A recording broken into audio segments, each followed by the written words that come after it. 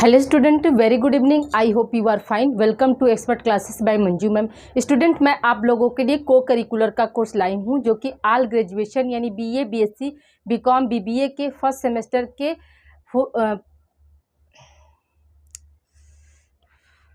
Hello student, very good evening. I hope you are fine. Welcome to expert classes by Manju ma'am. Student, मैं आप लोगों के लिए को करिकुलर का कोर्स लाई हूँ जो कि ऑल ग्रेजुएशन यानी बीए, बीएससी, बीकॉम, बीबीए के फर्स्ट ईयर के फर्स्ट सेमेस्टर में फूड न्यूट्रिशन एंड हाइजीन नामक पेपर से आप लोगों को एग्जाम में ऑब्जेक्टिव टाइप के क्वेश्चन स्टूडेंट पूछे जाएंगे। अभी तक आप लोगों का expert classes by Manju ma'am के द्वारा 2 चैप्टर कंप्लीट हो गया है और उसी का आप लोगों के लिए एमसीक्यू सीरीज में लाई हूँ स्टूडेंट, जो कि प्रैक्टिस सेट आपका 4 है या इसी को हम क्या कहेंगे एमसीक्यू 4 है स्टूडेंट। तो आइए स्टूडेंट, बिना समय गंवाए हम लोग स्टार्ट करते हैं आपका एमसीक्यू सेट 4 स्टूडेंट। तो देखिए स्टूडेंट, पहला क्वेश्चन है आपका कि जिस आहार में व्यक्ति की शरीर की दैनिक आवश्यकताओं को पूरा करने की क्षमता होती है उसे कहते हैं।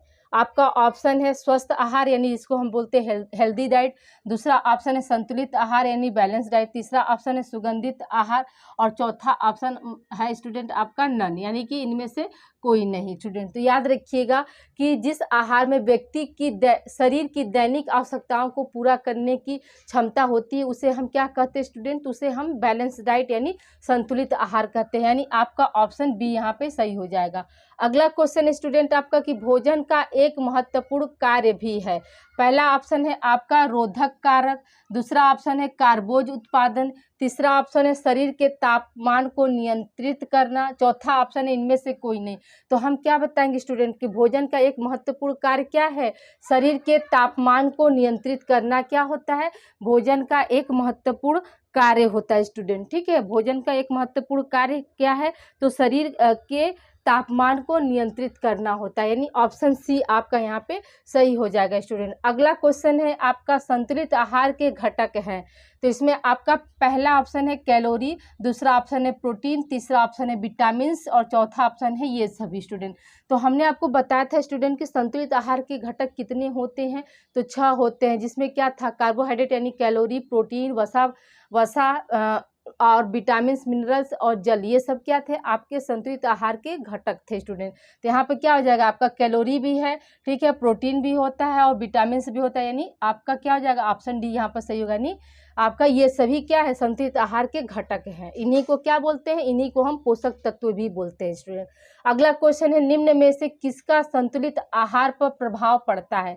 पहला ऑप्शन है लिंग, दूसरा ऑप्शन है आयु, तीसरा ऑप्शन है शारीरिक परिश्रम और चौथा ऑप्शन है ये सभी स्टूडेंट। तो देखिए स्टूडेंट, संतुलित आहार पर किसका किसका प्रभाव पड़ता है, लिंग का भी पड़ता है, हाँ एज का भी पड़ता है, शारीरिक परिश्रम का भी पड़ता है। तो ये सब हम आपको क्लास में एक्सप्लेन किए थे स्टूडेंट कि जो संतुलित आहार है, प्रभाव पड़ने का मतलब क्या है स्टूडेंट कि मतलब संतुलित आहार को प्रभावित करने वाले कौन कौन से कारक होते हैं।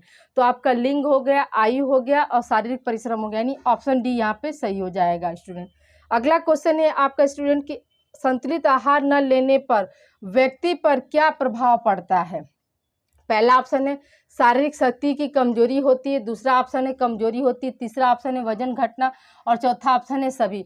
तो याद रखिएगा स्टूडेंट कि संतुलित आहार न लेने पर ये सभी प्रभाव पड़ेगा। शारीरिक शक्ति की कमजोरी हो जाएगी, ठीक है, कमजोरी भी होती है और क्या होता है तेजी से क्या होता है आपका वजन भी घटने लगता है, इसलिए यहाँ पे क्या हो जाएगा ये सभी, ऑप्शन डी आपका यहाँ पे सही है।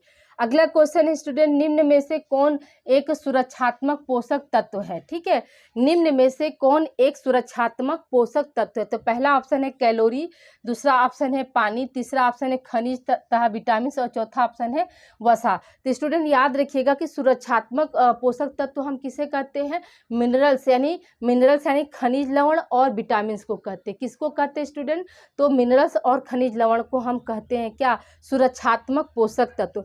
ऊर्जा देने वाला पोषक तत्व कौन सा होता है स्टूडेंट, तो याद रखिएगा कि कार्बोहाइड्रेट और वसा जो होते हैं वो ऊर्जा देने वाले पोषक तत्व होते हैं। शरीर का निर्माण करने वाला पोषक तत्व कौन सा होता है, किसे हम निर्माणक पोषक तत्व कहते हैं स्टूडेंट? तो याद रखिएगा कि प्रोटीन को कहते हैं। प्रोटीन जो होता है पहला फर्स्ट कार्य उसका यही है स्टूडेंट कि वो शरीर का निर्माण करता है। दूसरा सहायक कार्य में है क्या कि वह ऊर्जा देता है। जो डायबिटीज के पेशेंट होते हैं स्टूडेंट तो वो क्या है, वो अपने खाने में कार्बोहाइड्रेट वाली चीज़ें नहीं ले सकते हैं, तो वहाँ पे क्या होता है, तो वो अपने भोजन में प्रोटीन वाले आहार जो है शामिल करते हैं, जिससे क्या होता है, जिससे उनको ऊर्जा मिलती है। तो प्रोटीन का मतलब सहायक कार्य क्या होगा स्टूडेंट? याद रखिएगा कि ऊर्जा देना। लेकिन फर्स्ट कार्य क्या है, तो वो शरीर का निर्माण करता है स्टूडेंट। आई होप ये क्वेश्चन आपको क्लियर हो गया होगा।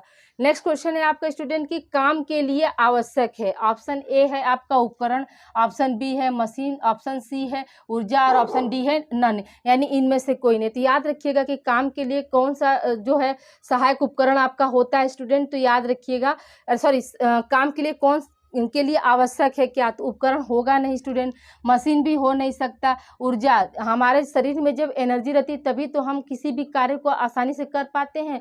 अगर यहीं पे एनर्जी की कमी हो जाती है स्टूडेंट तो क्या होता है, हम काम करने में अपने आप को अक्षम मानते हैं ना। तो काम के लिए सबसे ज़्यादा क्या होती है, हमें एनर्जी की ज़रूरत होती है। और एनर्जी के सोर्स क्या होते हैं स्टूडेंट?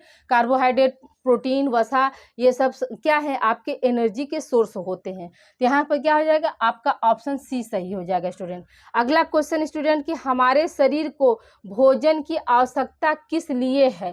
पहला ऑप्शन है शरीर का निर्माण करने के लिए, दूसरा ऑप्शन है शरीर को ऊर्जा देने के लिए, तीसरा ऑप्शन है ए तथा बी दोनों, और चौथा ऑप्शन है नन। तो स्टूडेंट याद रखिएगा कि हमारे शरीर को भोजन की आवश्यकता किस लिए होती है, तो शरीर का निर्माण करने के लिए भी होती है, ठीक है।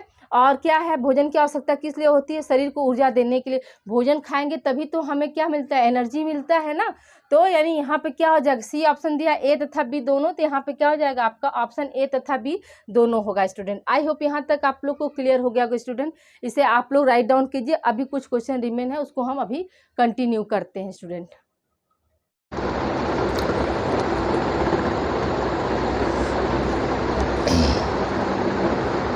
आइए स्टूडेंट हम लोग आगे कंटिन्यू करते हैं। देखिए अगला क्वेश्चन आपका पौष्टिक तत्वों के प्रकार है। तो अगर आपके ऑप्शन में ए दे दिया 5 प्रकार के होते हैं, बी ऑप्शन हो जाएगा 6 प्रकार के, सी ऑप्शन हो जाएगा 7 प्रकार के, और डी ऑप्शन हो जाएगा 8 प्रकार के। तो हम आपको क्लास में क्या बताए थे, पौष्टिक तत्व यानी पोषक तत्वों की बात कर रहा है। तो जो पोषक तत्व हैं तो कितने प्रकार के होते थे स्टूडेंट? आपके 6 प्रकार के होते थे। अगला क्वेश्चन है स्टूडेंट, निम्न में से कौन सा पोषक तत्व का प्रकार नहीं है? ठीक है, पहला ऑप्शन है जल, ये तो है, खनिज ये भी है आपका, विटामिन ये भी है, एस्ट्रोजन जो है ये आपका क्या है, पोषक तत्व नहीं है स्टूडेंट। ये क्या है, ये आपका फीमेल सेक्स हार्मोन है। क्या है? फीमेल सेक्स हार्मोन होता है, ठीक है। एस्ट्रोजन क्या है? फीमेल सेक्स हार्मोन है स्टूडेंट, इसे आप लोग नोट कर लीजिएगा। और मेल सेक्स हार्मोन क्या होता है स्टूडेंट? तो मेल सेक्स हार्मोन जो होता है आपका टेस्टोस्टेरॉन होता है, टेस्टोस्टेरॉन होता है, टेस्टोस्टेरॉन, ठीक है। इसको हिंदी में आप लिख लीजिएगा, टेस्टोस्टेरॉन होता है स्टूडेंट, ठीक है। तो मेल सेक्स हार्मोन क्या है आपका? टेस्टोस्टेरॉन है। और फीमेल सेक्स हार्मोन क्या होता है? एस्ट्रोजन होता है स्टूडेंट, ठीक है। अगला क्वेश्चन है आपका, भोज्य पदार्थों को कितने आधारीय भोज्य समूहों में बांटा गया है? ऑप्शन ए है आपका 5, ऑप्शन बी है 6, और ऑप्शन डी सी है 7, और ऑप्शन डी है 8 स्टूडेंट। तो हम क्या बताएंगे, भोज्य पदार्थों को कितने भोज्य समूहों में बांटा गया स्टूडेंट? तो आपका ऑप्शन क्या हो जाएगा? सी, यानी 7 भोज्य समूहों में बांटा गया। अगला क्वेश्चन है स्टूडेंट कि आँखों की सुरक्षा के लिए कौन सा विटामिन आवश्यक होता है? Vitamin B, vitamin A, vitamin D और विटामिन ई मान लेते हैं। तो हम क्या बताए थे स्टूडेंट का, आँखों की सुरक्षा के लिए कौन सा विटामिन आवश्यक होता है? आपका विटामिन ए, यानी ऑप्शन बी यहाँ पर सही होगा। अगला क्वेश्चन है स्टूडेंट कि शरीर की सामान्य वृद्धि के लिए क्या आवश्यक है? पहला ऑप्शन है खनिज लवण, दूसरा ऑप्शन है आयोडीन, तीसरा ऑप्शन है ए तथा बी दोनों, और चौथा ऑप्शन है नन। तो स्टूडेंट याद रखिएगा कि शरीर की सामान्य वृद्धि के लिए क्या होता है, आपका आयोडीन जो है आवश्यक होता है। अगला क्वेश्चन स्टूडेंट की निम्नलिखित में से ICMR द्वारा निर्धारित व्यक्ति की ऊर्जा आवश्यकताओं को निर्धारित करने का आधार क्या होता है स्टूडेंट? पहला ऑप्शन है पर, दूसरा ऑप्शन है रिफ्लेक्शन, डिफ्लेक्शन, तीसरा ऑप्शन है ऑब्लिगेटरी लॉस, चौथा ऑप्शन है नन। स्टूडेंट तो याद रखिएगा कि आईसीएमआर द्वारा व्यक्ति की ऊर्जा आवश्यकताओं को निर्धारित करने का आधार क्या होता है स्टूडेंट। तो अब हम लोग देखते थे ना स्टूडेंट, जैसे यहाँ पर लिखते थे क्या, किलो कैलोरी, ठीक है, तो क्या होता था पर किलो का, ये जो साइन होता था इसको हम क्या बोलते थे पर, जैसे mg, ठीक है, mg पर डे ऐसे करते थे ना, तो इस साइन को क्या बोलते थे पर। तो जो आवश्यकता का, जो ऊर्जा आवश्यकता का आधार होता है वो क्या होता है स्टूडेंट, पर होता है, जैसे कैलोरी पर डे, तो ये पर है, यानी यहाँ पर क्या हो जाएगा, ऑप्शन ए आपका सही हो जाएगा। जो रिफ्लेक्शन है स्टूडेंट ये किसके लिए होता है, तो याद रखिएगा कि ये आपका विटामिन्स की आवश्यकता के लिए होता है, ठीक है, विटामिन्स की क्या होता है, आवश्यकता के लिए इसका यूज किया जाता है। और जो डिफ्लेक्शन होता है ये क्या होता है, ये इसका मतलब क्या काम होता है, तो डिफ्लेक्शन जो होता है विटामिन्स की कमी को दर्शाता है, ठीक है, विटामिन्स की कमी को दर्शाता है। विटामिन्स की कमी का पता करने के लिए हम किस शब्द का यूज करते हैं, डिफ्लेक्शन की। और रिफ्लेक्शन का मतलब क्या होता है स्टूडेंट, विटामिन्स की आवश्यकता को हम किससे इंडिकेट करते हैं, रिफ्लेक्शन से। अगला आपका ये है student obligatory loss. Obligatory loss का मतलब क्या होता है कि जो प्रोटीन की कमी होती है उसके लिए, कि इसके लिए ये प्रोटीन से आपका संबंधित होता है स्टूडेंट, ठीक है, ये आपको समझ में आएगा। तो याद रखिएगा कि आईसीएमआर द्वारा निर्धारित व्यक्ति की ऊर्जा आवश्यकताओं को निर्धारित का आधार क्या है, तो याद रखिएगा कि पर होता है, ठीक है। आईसीएमआर का फुल फॉर्म क्या होता है स्टूडेंट, तो Indian council medical research, Indian council medical research, इसको आप लोग नोट कर लीजिएगा। फिर है स्टूडेंट अगला क्वेश्चन है कि in the context of RDA पर स्टैंड ऑफ, यानी पर का फुल फॉर्म पूछा है स्टूडेंट कि ये जो पर आया है उसका फुल फॉर्म क्या होता है।